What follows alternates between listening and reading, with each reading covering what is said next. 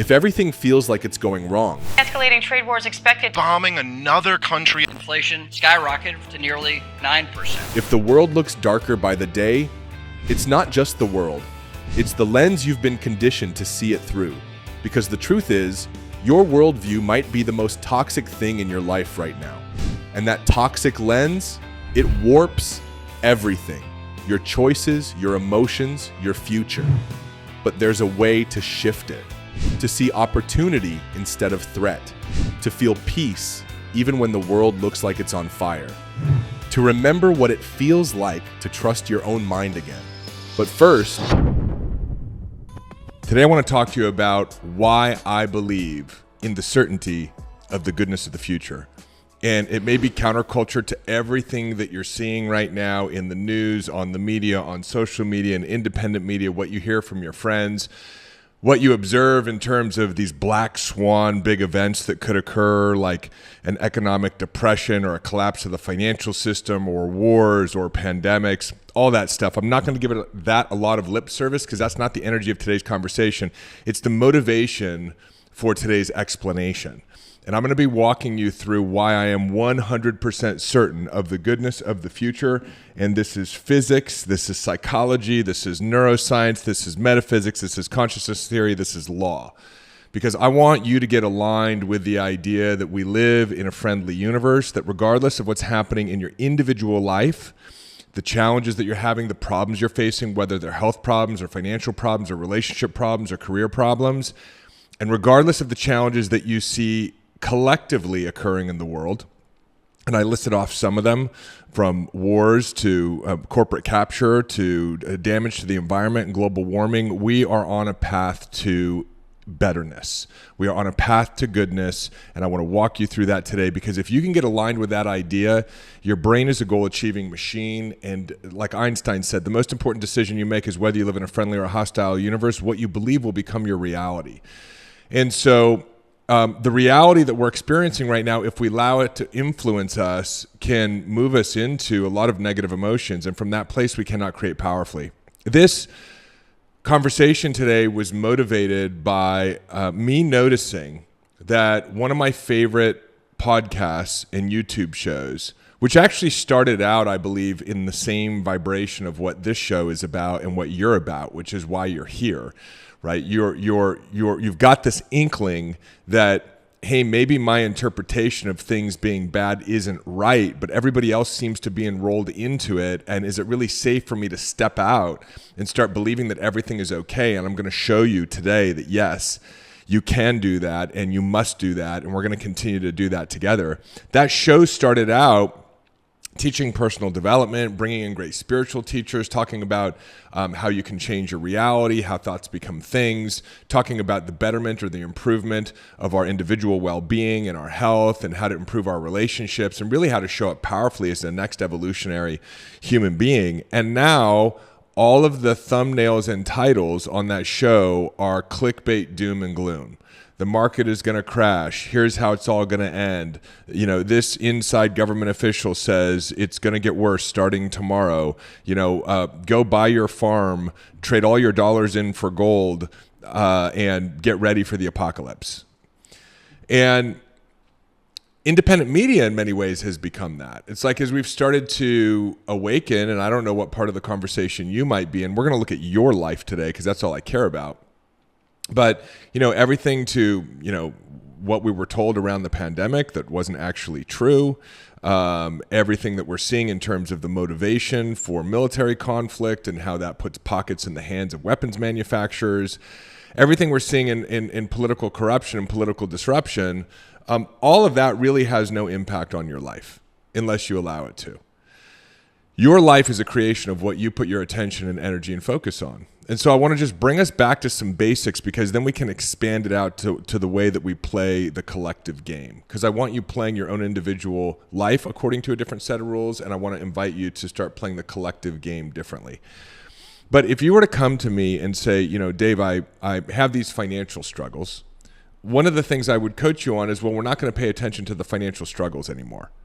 We're going to pay attention to what the financial struggles have created for you in terms of a desire and the focus of your energies. And we're going to move our attention to that desire because wherever you put your attention, that's where you're creating. That's where you're making things matter in your life. That's where you're materializing a change in your reality. What you make matterifies, becomes real. And so we wouldn't spend a lot of time talking about how to fix your financial problem. We'd start pursuing the path to prosperity. If you came to me and you said, look, I've been in toxic relationship after toxic relationship after toxic relationship, I would say, well, we're not going to talk about toxic relationships anymore. We might take a look at some of the habits of thought or the belief systems that you developed at a very early age that might still be lingering around that have been creating this cycle of toxic relationships. Maybe you not being good enough, low self-esteem, feeling like you don't do things right. And so, you attract someone who you've set up to what you would describe as abuse you. But we're not going to talk about that anymore. What we're going to talk about is through that experience, you've now got even clearer on the type of relationship that you want to be in, a relationship based on values, a relationship based on connection, a relationship based on compassion. And so now that you're clear on that, we're going to work towards that. And the irony is, if you've listened to any of my other episodes, especially the last few episodes prior to this, the you working towards that outcome is actually called you just relaxing. When we look at how to create in our lives, how to achieve any goal, the idea is that we experience a problem.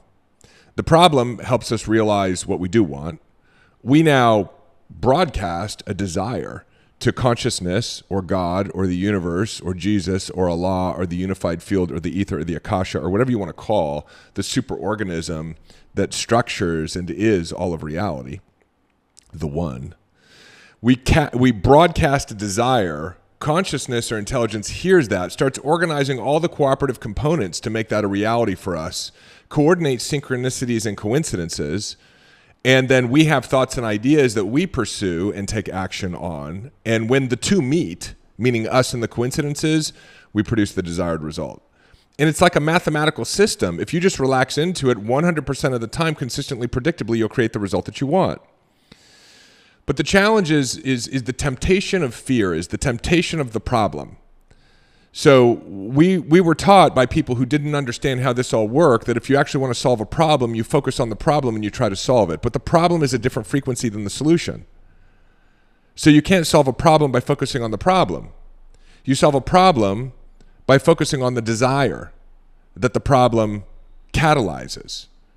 And then the solution or the how emerges from that focus, from that frequency. And that's not some sort of new age woo-woo. I mean, it is new age woo-woo, but it's also at the core of behavioral psychology. Behavioral psychology tells us whatever we believe or focus our attention on, we have thoughts in alignment with that belief and that focus. Thoughts produce emotions. Emotions catalyze a specific action, or in the case of fear, oftentimes inaction, or inappropriate action, or ineffective action. And then action produces results. And the results that you produce will reinforce the beliefs that originated them. But it's the beliefs that are the linchpin. If you change your beliefs, you change your reality, because you change your thoughts, you change your emotions, you change your actions, you change your habits. So if we apply that to what I'm suggesting, and I'm just suggesting it in a very layman's terms, don't pay attention to the problem. But people taught you should pay attention to the problem. And that's why they live life with problems. That's why even though the world right now let's get into the certainty of the goodness of the future. The world is awash with more money and more financial resource than any time in history. You know those old game shows where they'd like throw people in a booth and they'd be grabbing for dollars? That's planet Earth. There's so much financial resource floating around. And it's not just dollars. I mean, think about it. You've got Bitcoin you can grab. You've got real estate you can grab. You've got starting a business that you can grab. You've got life insurance policies that you can grab. You've got gold that you can grab. You got all these material things that you can grab. Not only are there more dollars in circulation than ever before, there's like literally more forms of currency and asset value than ever before. All you got to do is grab it. Well, how do you grab it? Well, number one, you desire for it. Number two, you relax and you stop beating this drum of I've never had enough, I don't have enough, and I may not have enough. You stop paying attention to the problem, and then through the power of external synchronicity and the power of internal coordination, thoughts, emotions, actions, results, you'll grab some of this shit. It's the same thing with relationships. There are more people on this planet than ever before, and there are more awakened people on this planet than ever before. Same things with health. There's more well-being physically on this planet than ever before. I mean, think about it. We've got more tools, more resources. You've got functional medicine, integrated medicine. You've got things like stem cells, ozone, PRP. You've got cold plunges, infrared saunas. We've got more well-being on this planet than ever before. This is why I believe in the certainty of the goodness of the future. If you actually look through all the noise, which is fear, which we'll get into in a moment here, because great people said there's nothing to fear but fear itself, and man, were they right. It's such a simple game when you understand it. But there's more abundance, prosperity, resource than ever before. But that's not what they're telling you. And what they're telling you is that there are more problems than ever before. And that feeds into the way that your human being operating system naturally functions until you get a hold of the thing and you become an evolved human being. Because your system is built for survival. It's built for certainty. Right? It's built for problem solving and focusing on the problem. And you can do that if you want to continue to be a Neanderthal. That's how we operated as Neanderthals, right? We had a limbic system and defense mechanisms in our neurology that encouraged us to focus on scarce and lack at a time where scarce and lack perhaps existed, right? The scripture would tell us that's not true, right? Scripture always says, hey, there's more abundance for you than you can possibly imagine. Scripture says, hey, the superorganism called intelligence is always working for your greatest good, your greatest growth, and your greatest prosperity. I'm not a scripturologist, right? I was a mixologist in college. I bartended for a little bit, but I appreciate the wisdom teachings, and they're all beautiful stories and metaphors and expression of laws. And one of the laws is, hey, the birds are taken care of. I can't remember what type of bird it was, a robin, a sparrow. I can't remember, but I think there's two of them. Or they're worth 2 pennies in Scripture. They're worth 2 pennies, and they're taken care of. And yet every hair on your head is counted, is recorded by intelligence itself. And you doubt that you will actually have the resources to thrive? And doubt's the only problem, because doubt prevents the resources from coming to you. Focus on the problem and you'll get more of the problem. And so what's happening right now is that there's a great detoxification taking place in the world, just like you've probably had a great detoxification going on in your life. The old is leaving. What's coming is going. The trauma, the limiting beliefs, they're working their way out through the expression of the challenges in your life. And as you learn how to relax through those challenges, and those challenges call you to a greater level of personal growth and spiritual growth, which is why you're here watching this video, they're doing their job and you're doing their job, you transform. And as you transform, your life transforms, and it's time for transformation. That happened in my own life. In my own life, my unprocessed fear and trauma and limiting beliefs created so much dissonance in my life that even though my life looked successful to someone looking from the outside in, I was running my own business, maybe I was dating some pretty girls, I drove a fast car. The fact of the matter was I had very little in my bank account, and as broke as I was in my bank account, I was even more destitute in my soul. And as a result of that, and feeling the dissonance, feeling the discomfort of my separation from a higher power, and a separation from myself, and a separation from other people, and a separation from God, I turned to drugs and alcohol and pornography to numb it out. But the good news is that my life became unmanageable. And in that unmanageability and in the insanity of continuing to try to solve the problem on my own, I finally surrendered through the work I did in a 12-step program, and I built a relationship with myself and a relationship with God, or higher power, of your own understanding. I'm not being religious here. God can be whatever you want it to be. We're just using this name, which I understand has some trauma around it, and understandably so, based on what religion has done over the last couple thousand years. But my point is that the problems bring you to the solution if you allow them to. And so the problems in your life have brought you to this solution and other solutions. It will continue to bring you solutions until you actually learn how to start taking control of your nervous system, how to start ignoring the fear-based patterns of thought of your mind. And as you ignore them, there's a neurophysiological effect, which is you're breaking the habit. And so over time they lessen, and you start having more thoughts of faith and more thoughts of excitement and more thoughts of enthusiasm and more thoughts of intuition and more thoughts of imagination and more thoughts of innovation. And now you step into the expression of who you really are in the world. That's our individual journey. But what's happening collectively is everybody's kind of going through this, and there's this massive detoxification taking place. And as this detoxification is taking place, as the old shit that no longer needs to be included in our consciousness and in our lives and in the world is in the process of unwinding and leaving, we want to do battle with it. We want to focus on the problem. That's a big thing in independent media right now. There are some people who, I respect, because I have learned to respect that everyone plays a role in this evolution of consciousness. I don't agree with them. They are people who I started watching early on as I was going through my disclosure of understanding how the world really works. But it's turned into porn. It's turned into political porn. It's turned into chaos porn, collapse porn. Right? I got friends who are buying farms in Texas and Tennessee and prepping for the end of the world. I would say, hey, if that's exciting for you and that feels good, go do it. But pursue excitement, because excitement is spirit. Excitement is guidance. Excitement means you're in alignment with the way the universe is viewing things. But if you're operating from fear, number one, you're living in fear. Number two, you're creating circumstances and scenarios that are just going to create fear-based results for you. And fear is the thing. Fear is the thing. And you could say that, well, and they know that, whoever they are. They know that. They're using fear to keep us locked in. No, you're allowing fear to keep you locked in. You need to believe in the certainty of the goodness of the future. You need to believe that it doesn't matter what happens to other people. That what's happening to you and what's happened to you and what will happen to you is based on what you believe and how you feel on a day-to-day basis. So are you operating from a powerful state or a primal state? Are you paying attention to things that move you into fear or move you into trust and faith and excitement? Well, if you're here, you're obviously paying attention to some things that are moving you into faith. So good on you. Good on you. You're helping to shape the vibration of what we're going to create moving forward. Now get into a consistent and dedicated practice of it. Now be more vigilant about it. I have recently decided I'm not paying attention to all that stuff anymore.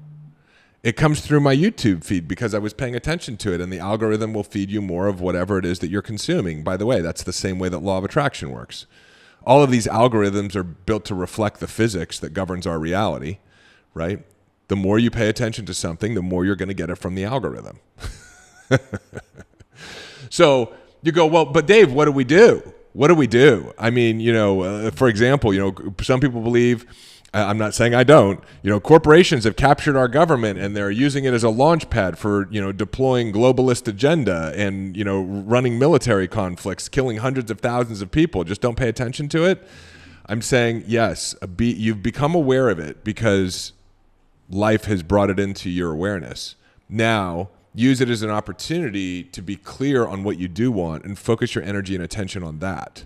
That's how you can be the most powerful being that you can be on this planet. That's how you can shape and sculpt the future as a conscious awakened creator.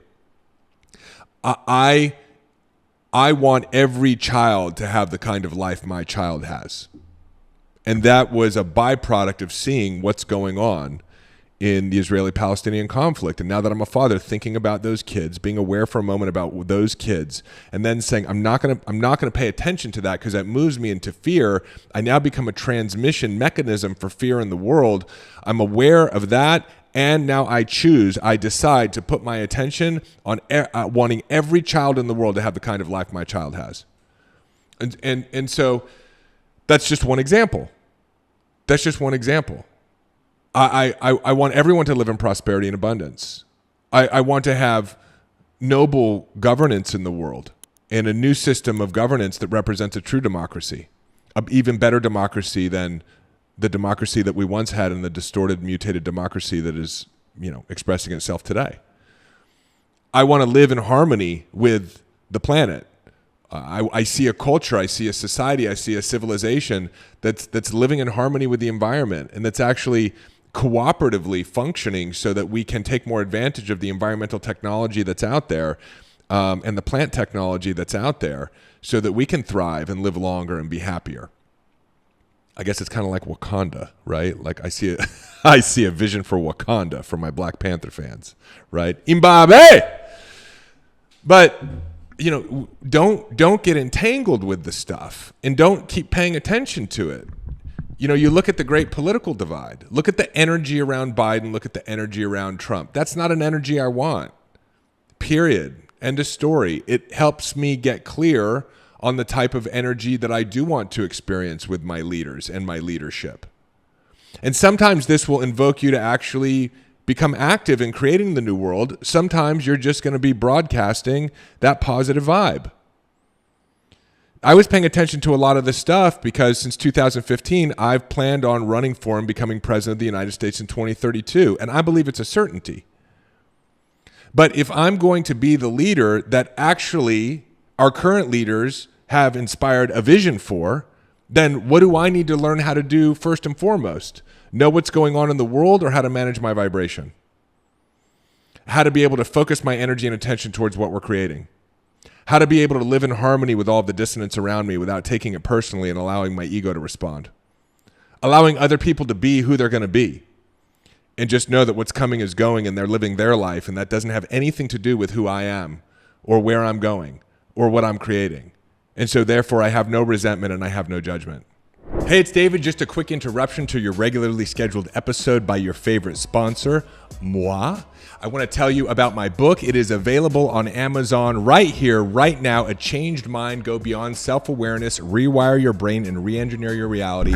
In this little book are all the frameworks, the tools, the methodologies that I talk about on this show and that I've used to actually change my mind, and that tens of thousands of other people have used to transform their bank accounts, their businesses, their relationships, their health, their spiritual connection, everything that you want to achieve. This is the way to achieve it. And Amazon has done us a good one right now. It's significantly discounted. So you can go and pick up your copy, or better yet, pick up a copy for a friend too. There's nothing better than giving the gift of transformation right now. Hop on over to Amazon. There's a link in the show notes. And if you love the book as much as I loved writing it for you, do me a favor, let me know that and leave a review.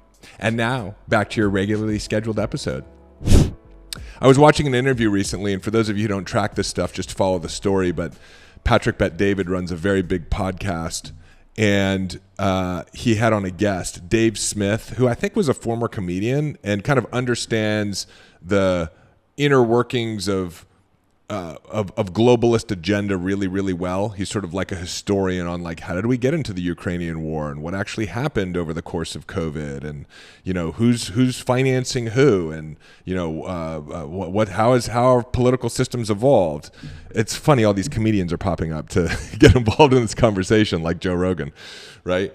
And then he's on with this guy Chris Cuomo, and Chris Cuomo used to be on CNN and was actually attacking Joe Rogan when Joe Rogan came out and talked about how he was taking ivermectin. And so Patrick Bet David is hosting Chris Cuomo and Dave Smith. And Dave Smith is saying, look, Chris Cuomo, you've come out now and you say you're taking ivermectin for your long COVID, yet you are attacking Joe Rogan, calling this medicine a horse dewormer and basically lying about it. And the point is not to get into that political debate. The point was Dave Smith wasn't wrong, but what I saw was Chris Cuomo wants to be liked and loved and doesn't know how else to do it. Chris Cuomo thought that by kind of towing the political line and attacking anyone who had divergent thinking during COVID, that he was being a hero and he would be liked. He's completely ego-driven. And now he's playing a different role where he's kind of coming out in order to get attention, saying, you know, hey, I'm now taking ivermectin. And he refused to admit that he was wrong in what he did before. Just like a child will refuse to admit that they're wrong. And so like we have to step back and see all of this. There are adult children with unprocessed trauma who are playing out a scene before us. From Donald Trump to Joe Biden to Chris Cuomo to Bill Gates to George Soros to a lot of the people who are not operating from a place of love and kindness and productivity. You know, I mentioned Bill Gates. I was going to do a whole episode on it, and Carol was like, why would you do that? That's just perpetuating the problem. And I said, no, you're exactly right. Bill Gates, I'm so grateful for him. And I won't get into where I view the friction or resistance around Bill Gates is, but man, what an incredible human being to have brought us the Windows operating system, and look at what it did for all of us. And now I can just say, thank you, Bill Gates, bye-bye. Thank you, Bill Gates, bye-bye. Bill Gates doesn't play any role in my life. Thank you, military-industrial complex. Bye-bye, right? Thank you, big oil, big pharma, big food. Bye-bye, right? Thank you, all of you people who have played a role right? And all of you organizations who have played a role in bringing all of this trauma to the surface in what we would view as sort of this, people describe as this global chaos taking place today, but it's not. The world is just hitting a bottom. Let it bottom out. And you don't have to be a part of it. Don't get pulled in. It's like having a friend who's an addict, who's in the midst of bottoming out, and you get pulled into it. Don't get pulled into the drama. Just do your thing, right? Just keep doing your work. Work in the work. It works if you work it. You know what I mean? So what's the work? The work is to tune out from that stuff. Don't have conversations with people who are committed to fear. They're in that vibration. Have a loving presence for them and a loving presence for everything that's going on.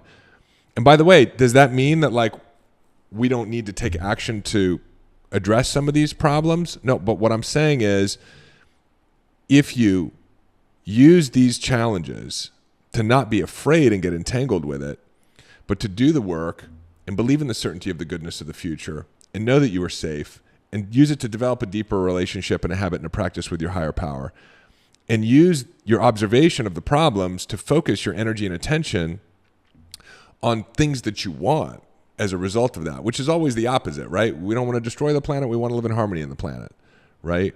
We don't want to have manipulation from our government. We want to have a noble government, right? We don't want to have censorship. We want to have freedom of expression.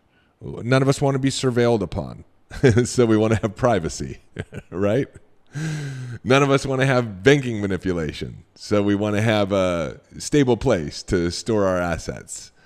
And so as you just kind of hold that vision, you may have some thoughts and ideas that then you will take action on where you actually become a part of the solution. We may go, oh my gosh, look at that. Joe created this thing and now, the planet is even healthier. Oh my God, look at Susan created that thing and now every child has a better opportunity in the world. Oh my God, look what Sal did over there. We don't have cancer anymore. Amazing, right? But it's going to come from a powerful state of being. It's going to come from faith, not fear. Fear just creates more fear. And right now, there's a lot of it in the system and the structure. And you can choose to just kind of stand back and allow it to be, or you can become entangled with it. And that's why I believe in the certainty of the goodness of the future, because every single day there's more and more resource. Every single day there's more and more people waking up. And while it might feel a little bit scary, it always does. It always gets really bad right before the change, right? It's like you black out and you realize you're an alcoholic and you're like, oh my God, I don't even know what I did last night. And now you get into recovery. So we're in the midst of a blackout, but you don't have to be a part of the blackout. On some of my videos recently, especially the one on, I think it was family money blocks, someone said something like, I basically proposed that what's really true is that there's no need for the fear of financial insecurity because you've always had enough. You will always, you have enough right now and you will always have enough. And what I said was, what I said was, hey, you may not have as much as you want, but you have enough. But your mind is telling you don't have enough. So you're living in this fear of financial insecurity and you're experiencing crippling fear as a result of it. And it's keeping you in less abundance than what is possible for you. So I'm trying to coach you on how to be more abundant through what I learned when I didn't have any money. And then I became rich, right? And what I've seen work for so many other people. And so someone commented on one of the videos and said, well, you have to have enough for cell phone service. You have to have enough for, for shelter. If you're homeless and you're living under a bridge, you don't have enough. And so number one, I would disagree. I think you have enough. I think you're always taken care of. Number two, this person's not living under a bridge. So what's the point?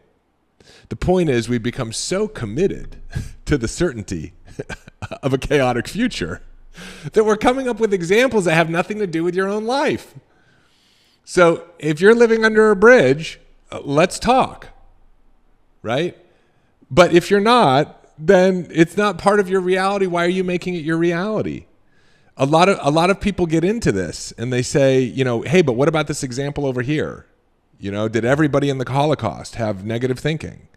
And that's a very difficult game to play. It's like, well, but you didn't die in the Holocaust. It's not your reality. So why are let's use your reality to apply the scientific method of these principles. Does your reality get better if you stop paying attention to all this fear-based stuff? Go try it. Come back to me and let me know. Do you start having thoughts and ideas that you can more easily take action upon that create prosperity and abundance for you? Go try it. Come back and let me know. Do synchronicities and coincidences start to happen that are in alignment with the desires that you have when you're operating from non-resistance, when you're not operating from fear and you're operating from faith? Go try it and let me know. Because I can tell you that 100% of the people who go consistently apply this come back and say, yeah, I had the results exactly as you outlined them.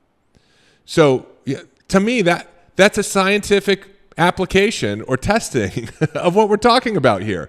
So I have no doubt in the certainty of the goodness of the future because I know how it works in my life. I don't know how it works for other people.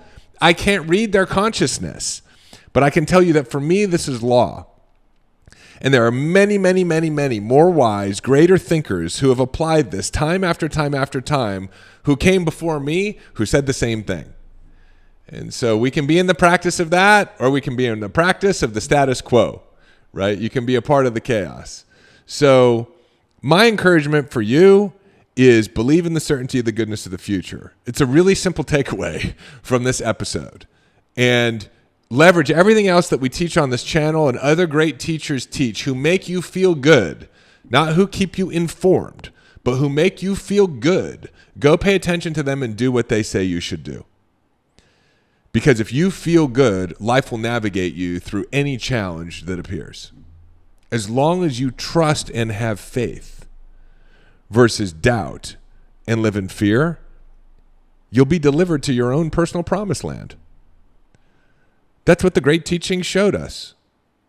You know, people worry today about totalitarian control. There were 700,000 Hebrews living under the greatest totalitarian control that history has ever recorded. There was no way out of slavery.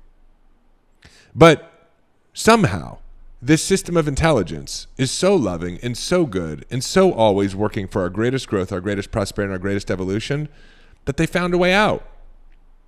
And they found a way out through faith, right? The story says that Moses, just like us, hesitant to step aside from the current system and think something different, right, was called forth to go have a conversation with Pharaoh. And Moses says, but I'm afraid to go do that. I don't really have the gift of talk. And Spirit says, well, don't worry, I'll send Aaron. Resources show up in order to support you and help you navigate through this. And then what does God do? God goes, I got it handled, right? This isn't your battle to fight. Let me just bring plagues. Finally, Pharaoh gets taken to his knees, and Moses starts leading 700,000 Hebrews across the desert. It's scary to walk away from the system. It's scary to walk away from our old habit of thinking, and it can feel scary to walk away from the way everyone else tells you you should be thinking. What did the Hebrews do? They said, take us back to slavery. This is too uncomfortable. I don't like being in the desert. You know, the good news is that you're not alone here. You're here, I'm here, there are others of us that are here. But the point is, Moses didn't say, let's rise up and create a rebellion against Pharaoh. They walked away. They brought their attention away, and they brought their attention to the promised land. And they trusted, and they walked into the uncertainty. And then all of a sudden, miracles showed up. Miracles showed up along the way, the greatest of which, of course, was the parting of the Red Sea, right? The impossible becomes possible as long as you walk away from fear and you step into faith. And so you're able to do that in your own individual life. Whatever's showing up for you right now, whatever your Pharaoh is, your Pharaoh might be something happening in your career. Your Pharaoh might be financial insecurity. Your Pharaoh might be what's happening in your business. Your Pharaoh might be what's happening in your health or your relationship. It's a problem. Walk away from it. Don't give the problem more attention, because what you make matter matters. What you make matter becomes matter. It matterifies. Make your promised land matter. What's your personal promised land? And now let's look at this collectively. Let's look at this on a global scale. Where's Pharaoh, right? Pharaoh might be the political system. Pharaoh might be, the environment. Pharaoh might be the money system. Pharaoh might be corporate capture. Pharaoh might be the military-industrial complex or a globalist agenda. Don't pay attention to it. Walk away from it. Walk away from it and surround yourself with other people who are doing the great walk, because that's what's happening right now. And some people will go, that sounds really Pollyanna. You just walk away from it. I say, if you walk away from it, some of us will have ideas to create a new system, and then everyone will move to the new system, and the old system will collapse. That's how it's going to work. But it doesn't work by railing against, talking about, focusing on, deep diving on, detailing on the problem. Once you become aware of the problem, Pharaoh, walk away. That's it. And so enough of us are doing that right now that I believe in the certainty of our future. I certainly believe in the certainty of my future because I get how this works. Am I perfect with it? No. Sometimes Pharaoh gets my goat. But I'm playing the game better and better and better. And you know what's happening? My life is getting better and better and better. So I'm making a greater impact than ever before. I'm happier than ever before. I'm richer than ever before. I'm more innovative than ever before. I've got a bigger family than ever before. Got a bigger house than ever before. So entertain the idea. Test the hypothesis in your own life. Don't listen to the naysayers. Those are people who are unwilling to test the hypothesis. Or those are people who go test the hypothesis for 2 days and they go, my Pharaoh's not gone. You know, I'm still living in financial insecurity. It's like, yeah, well, you're checking in on it too soon. That's what the Hebrews did too. Where's the promised land? Take me back to Pharaoh. So I really do love you. I don't know where you are, what your situation is right now, but I know that if you're here, you're a brother, you're a sister, we're on this journey together. And not only is it good now, it's going to get even better. So just trust the process. I love you. And I'll see you in the next episode. Hey, it's David. Hop on over to davidbear.com. Click right here. There's also a link in the show notes. And sign up for our newsletter. You'll get immediate access to my free Mind Hack ebook, as well as a couple of trainings to help you master the inner game. This is a great way to stay informed and be a part of our community and be notified of special announcements. Click below, head on over to the website, get subscribed. If you loved this video, make sure you check out this one or this one, and I will see you in the next video.